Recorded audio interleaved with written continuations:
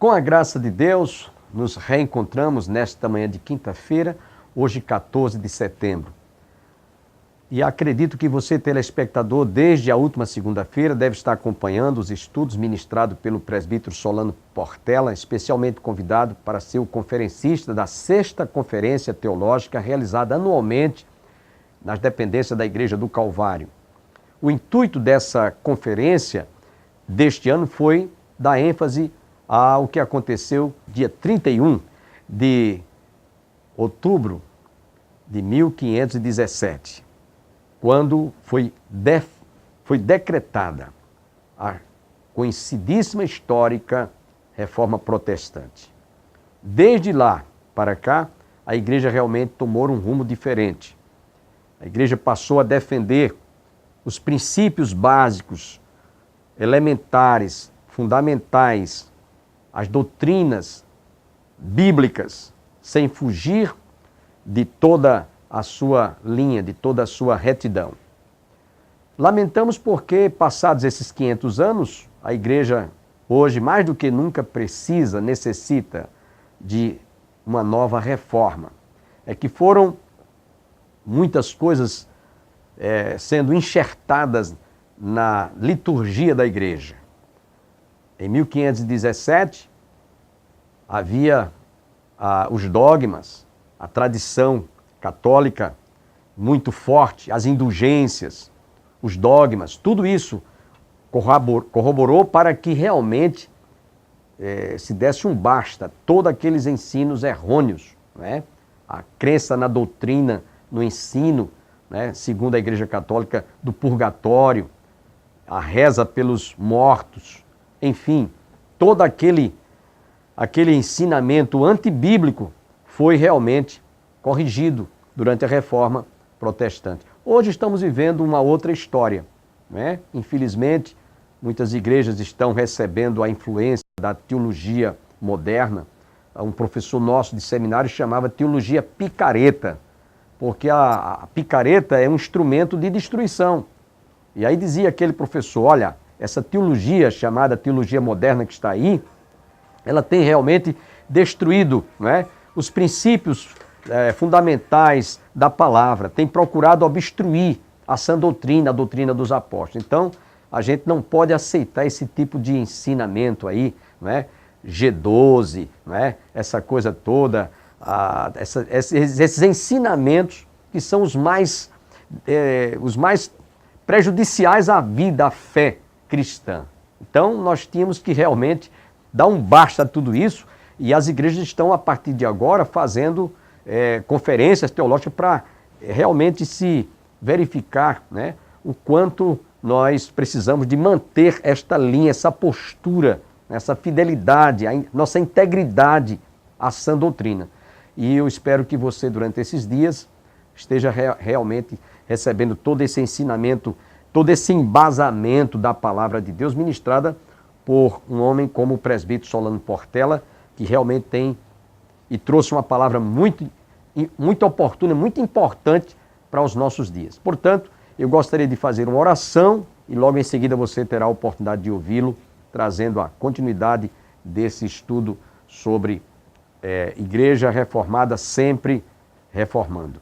Pai, mais uma vez, nós abrimos o nosso coração, suplicando a Tua bênção, a Tua iluminação sobre cada telespectador, derramando luz nos corações para que eles absorvam bem a Tua palavra, todo o ensinamento, toda essa doutrina que vem realmente, que muitos venham a abrir os seus olhos, as suas mentes, o seu entendimento, os seus corações contra todos esses ensinos que estão se propagando hoje em nome da igreja, em nome do evangelho, e só vem trazendo assim confusão às mentes. Portanto, abre o entendimento de milhares de telespectadores nesta manhã e fala-nos ao coração.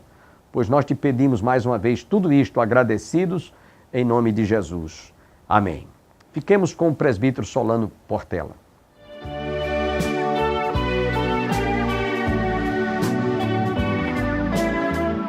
O tema que nós temos no século XVI e a evangelização. Esse é um tema que é necessário que seja abordado, porque muitas vezes a teologia dos reformadores ela é colocada como sendo contraditória à evangelização, quando na realidade ela é convergente. E é muito importante que nós entendamos, e para que haja um entendimento pleno, é necessário que a gente faça uma abordagem ampla do que é um Deus soberano e de suas interações com o universo, com as nossas vidas, com a sua igreja, e particularizando essa questão na salvação individual e, consequentemente, no nosso papel como arautos de Deus, como aqueles que devem levar a palavra de salvação ao mundo que está em trevas. Todas essas questões estão abrigadas na teologia dos reformadores, e o contraponto é exatamente a salvação pelas obras, que era o que estava sendo pregado, proclamado, a distorção que havia antes da reforma. E ontem na noite nós tivemos oportunidade de examinar tudo aquilo que aconteceu antes da reforma. Havia uma distorção grande das principais e cardeais doutrinas da palavra de Deus, principalmente porque a tradição humana havia suplantado, superado as Escrituras. E o trabalho dos reformadores, que nós damos início a isso com Martinho Lutero pregando suas 95 teses lá na Catedral de Wittenberg, é a remoção desse entulho para chegar até a palavra de Deus. Então, um dos conceitos mais estranhos, mas que renitentemente tem aparecido ao longo da história, é que a reforma do século XVI criou novas doutrinas. Novas doutrinas surgiram ali. Isso é um conceito errado, porque os reformadores foram caracterizados por olharem para trás, olharem para as Escrituras e redescobrirem nas Escrituras verdades divinas, doutrinas cardeais que estavam soterradas por séculos de tradição humana, gerando então ideias erradas sobre o que era a verdadeira religião, a verdadeira religiosidade. Martin Lloyd Jones chama a atenção num livreto que ele tem, relembrando a reforma, de que os reformadores fizeram exatamente isso, olhando para trás, foram redescobrindo aquilo que Agostinho já tinha descoberto e que estava lá nas cartas de Paulo e nas palavras de Jesus. Então, quando nós abordamos um tema como o tema geral da conferência, Igreja Reformada sempre se reformando, nós temos que entender que o sempre se reformando não é sempre inovando, mas é uma parada para a avaliação de onde nós estamos, para olharmos se os nossos fundamentos, bases, prática, mensagem, se tudo isso está firmado em cima da palavra de Deus. E o tema que nós temos que falar nesta noite é evangelização. E eu disse que quando nós falamos em evangelização e doutrina reformada, não tem escapatória, nós vamos ter que cair aqui numa doutrina que é uma das doutrinas mais difíceis, porque ela é característica da doutrina dos reformadores, principalmente naquilo que foi representado pelos escritos de João Calvino.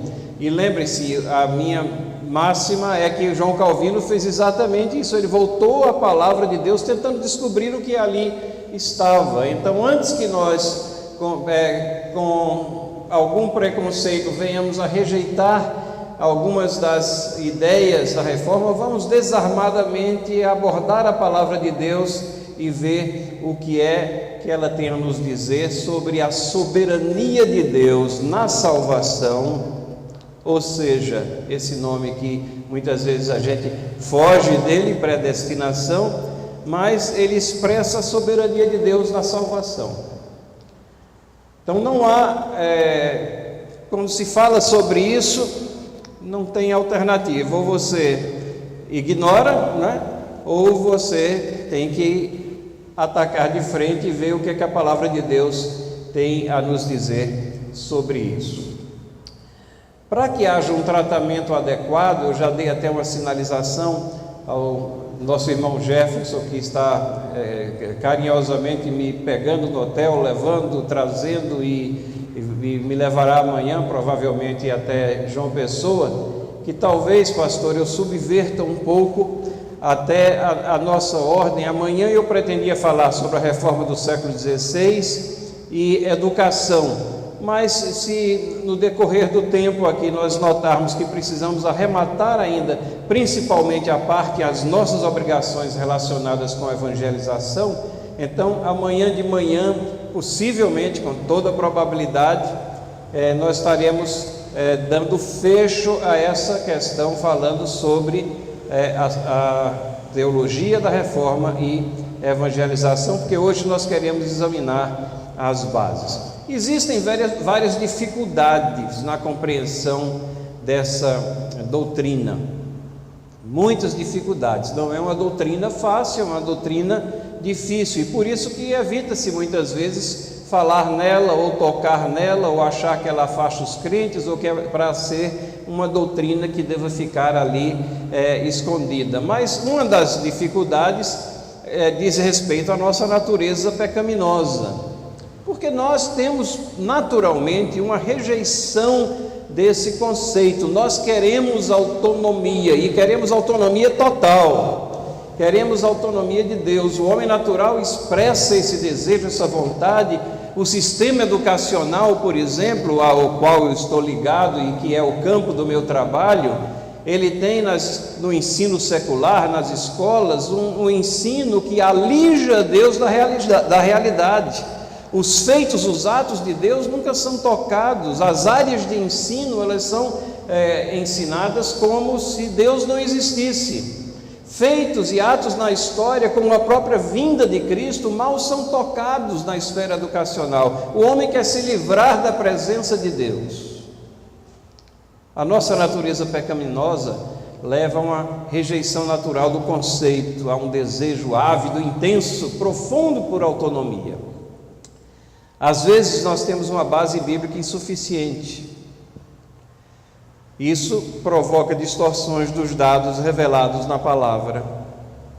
Às vezes a gente está muito mais em cima do eu acho, eu não posso aceitar que seja assim, do que ir até a palavra e ver o que é que a palavra de Deus tem a nos dizer sobre essas questões. E nós vamos estar fazendo referência continuada à palavra de Deus ao longo aqui dos minutos que nós temos juntos.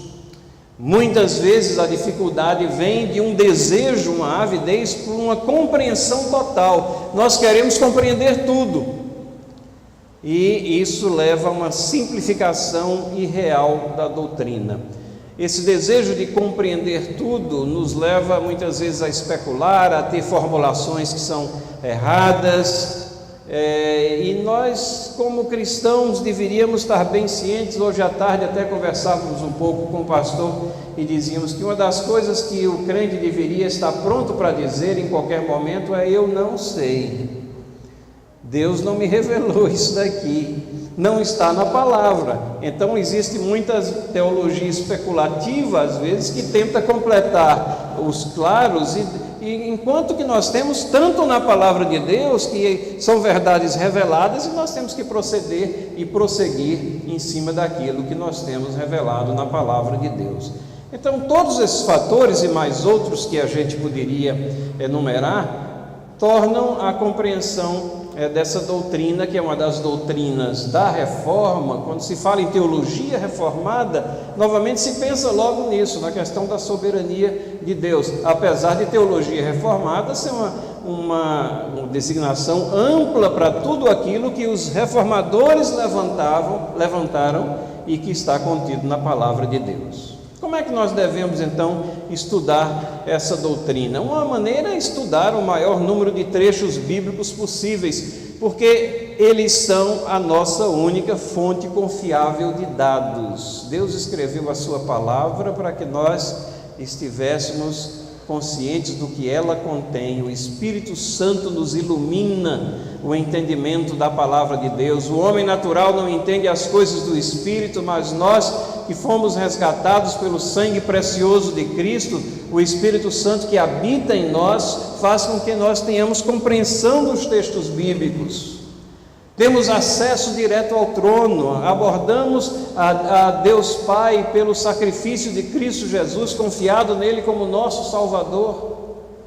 Então temos que nos achegar até os textos bíblicos, essa é a fonte principal, sola escritura que nós temos ressaltado na reforma, é a base, deve ser a base, não somente para a nossa convicção doutrinária, mas para nossas convicções éticas também nesse mundo, para a nossa visão de mundo.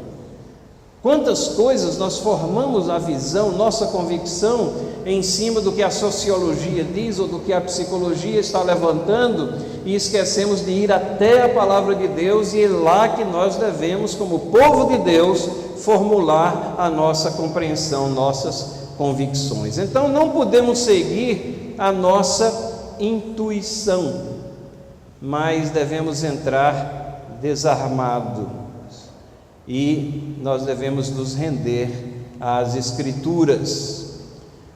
Devemos também considerar o testemunho histórico da igreja. Como é que essa doutrina tem sido entendida ao longo da história da igreja? E devemos fazer tudo isso com uma conscientização de que o nosso propósito nesse mundo é glorificar a Deus. Tudo mais está subordinado a isso. Não é a exaltação da pessoa humana, não é a minha felicidade, não é a sua felicidade. Essa é uma inversão de valores que o mundo coloca. A nossa felicidade, Deus quer ela, mas ela é um subproduto, uma consequência dessa conscientização da glorificação a Deus. Não é sem razão que o propósito do homem é colocado no Catecismo de Westminster como glorificar a Deus e gozá-lo para sempre, desfrutar desse entendimento para sempre, ser feliz nesse entendimento, firmado em Deus, firmado em seus princípios. Então, quando nós abordamos a Deus, a palavra, a Bíblia, quando nós abordamos a Bíblia dentro desse entendimento, sobressai-se na Bíblia, e creio que a maioria dos cristãos não teria dificuldade em admitir que Deus tem um plano. Deus tem um plano. Está lá em vários trechos na Bíblia, como, por exemplo, Jeremias 23, 20, que diz assim: não se desviará a ira do Senhor até que Ele execute e cumpra os desígnios do seu coração. Nos últimos dias entendereis isso claramente. Isso é uma referência profética também à igreja neotestamentária, que tem a vantagem, nós somos igreja neotestamentária, que temos a vantagem de ter a Bíblia completa e lê-la com a vantagem da história e compreender cada coisa que estava acontecendo e como Deus estava magistralmente regendo a história, executando esse plano. Na noite de ontem nós tivemos a oportunidade de falar sobre as condições antes da reforma. Mas antes disso, nós fizemos referência ao que aconteceu antes do nascimento de Cristo, como as condições, os impérios, a linguagem, elas estavam todas sendo preparadas por um Deus que é soberano, que rege a história. A história não é uma sequência de fatos aleatórios, mas ela está sendo regida por Deus, ao ponto em que a palavra de Deus nos fala lá em Gálatas, que vindo a plenitude dos tempos, Deus enviou seu Filho. E ao estudarmos a história sob essa perspectiva, de que Deus é Senhor da história, as coisas começam a fazer sentido. E na reforma não foi diferente. Estudamos a história, as condições, a situação econômica, política, social, religiosa que existia antes da reforma e vemos como Deus estava trabalhando tudo aquilo. E naquele momento que Martinho Lutero estava lá pregando as 95 teses, era o momento exato para que aquilo acontecesse, para esse grande reavivamento espiritual que aconteceu na história da igreja, que nós chamamos de reforma do século XVI. E esse plano de Deus, ele é mais do que um mero mapa com rotas alternativas. Isso é importante, né? Deus tem um plano, Deus é perfeito, o plano dele é perfeito. Não é um plano que tem rota A, B, se isso daqui der errado, eu vou por aqui. Esses são os planos que nós fazemos, né? Porque nós não temos a percepção divina, nós não somos finitos na nossa percepção, na nossa inteligência, mas Deus, Ele tem um plano que é mais do que um mero mapa com rotas alternativas, e nós podemos ver 6 características nesse plano de Deus. 6 características. Primeiro, é um plano eterno. Isaías 46, 9 e 10 diz: lembrai-vos das coisas passadas da antiguidade, que eu sou Deus, que não há outro. Eu sou Deus e não há outro semelhante a mim, que desde o princípio anuncio o que há de acontecer, e desde a antiguidade as coisas que ainda não sucederam, que digo, o meu conselho permanecerá de pé, farei toda a minha vontade. Vejam, é importante o entendimento do verso e do texto aqui, e de outros textos da palavra de Deus. Deus fará toda a sua vontade, a vontade decretiva dele, a vontade que está nesse plano, que nós não sabemos qual é. Olhamos para trás e sabemos que foi assim, e somos chamados a confiar nele, e somos parte desse plano, e ele nos coloca como cooperadores desse plano, somos colaboradores, nós estamos inseridos nele. Então são coisas que são maravilhosas demais até para achar palavras para descrever, mas uma coisa não pode ser questionada, que Deus tem um plano, né? Tem vários trechos da palavra de Deus, e nós obviamente não temos tempo de estar relacionando cada um dos textos aí que estão projetados, estamos pensando assim alguns textos principais, mas é claro que Deus tem um plano eterno e tem um plano que é também imutável. Tiago 1, 17 e 18 diz assim: toda boa dádiva e todo dom perfeito são lá do alto, descendo do Pai das luzes, em quem não pode existir variação ou sombra de mudança. Deus, na sua perfeição, Ele tem um plano que é eterno, um plano que é imutável e um plano que inclui os atos futuros dos homens, obviamente.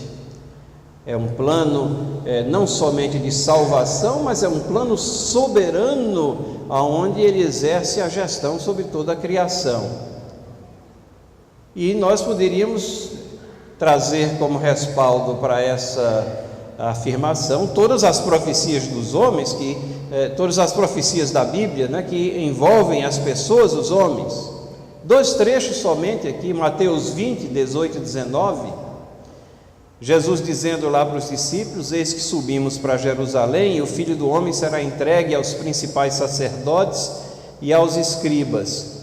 Eles o condenarão à morte e o entregarão aos gentios para ser escarnecido, açoitado, crucificado, mas ao terceiro dia ressurgirá. Irmãos e irmãs, isso estava no plano de Deus. O plano de salvação passa pela morte de Cristo Jesus, porque senão nós estaríamos irremediavelmente perdidos, e passa pela vitória dele sobre a morte na sua ressurreição. Não foi um plano alternativo que ele veio para ser aceito e foi rejeitado, então ele tenta consertar as coisas. Não, isso está no plano de Deus, e isso está bem claro em Lucas 22, 22, o versículo seguinte que está aí projetado: porque o Filho do Homem, na verdade, vai segundo o que está determinado. E aí esse verso é magistral, porque ele entrelaça a responsabilidade humana com o plano divino, e é aí que dá curto-circuito na nossa cabeça, no nosso entendimento. Mas Deus não lhe chamou para reconciliar essas questões não, mas para aceitar a sua palavra. Ele diz aqui: mas ai daquele por intermédio de quem ele está sendo traído. Ele permanece, foi responsável pelo que ele estava fazendo, mas estava no plano de Deus.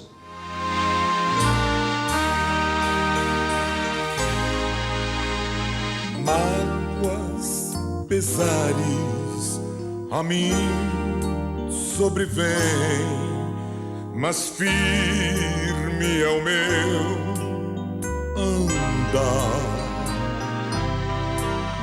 Porque falharia se tenho um abrigo que é Cristo e quer me guiar?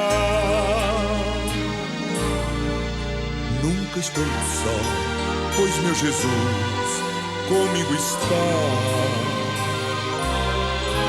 Nunca estou só, em minha mão sustém. Foi a promessa de Jesus me guiar. Nunca estou só, Cristo se deu por mim. Vem, meu amigo, estende tua mão, segura na mão Deus, pois só Ele almeja guiar-te, livrar-te. Por isso, meu Cristo morreu. Nunca estou só, pois meu Jesus comigo está.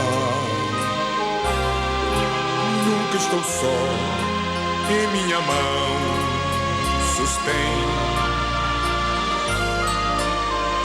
Foi a promessa de Jesus me guiar. Nunca estou só, Cristo se deu por mim.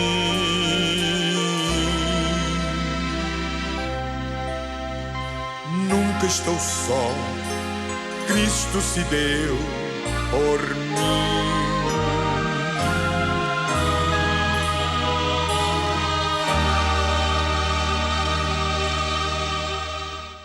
Que todos tenham um dia abençoado.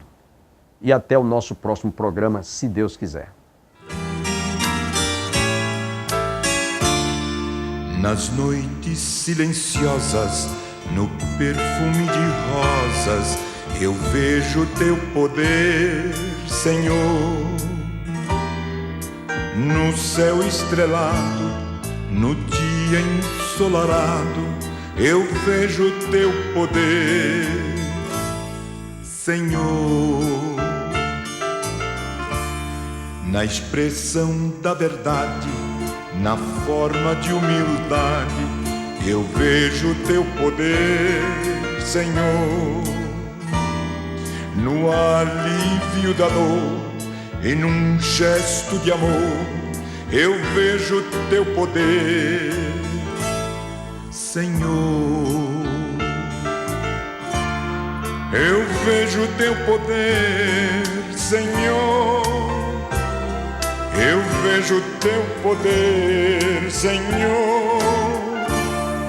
Na ave a voar, no bramido do mar, eu vejo teu poder, Senhor.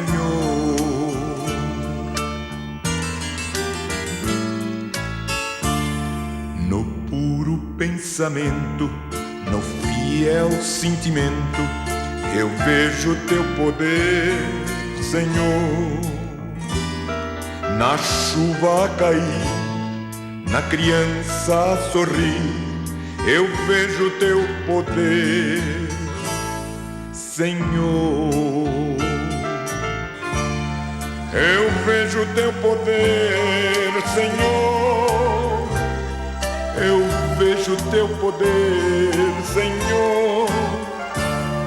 Na ave a voar, no bramido do mar, eu vejo teu poder, Senhor.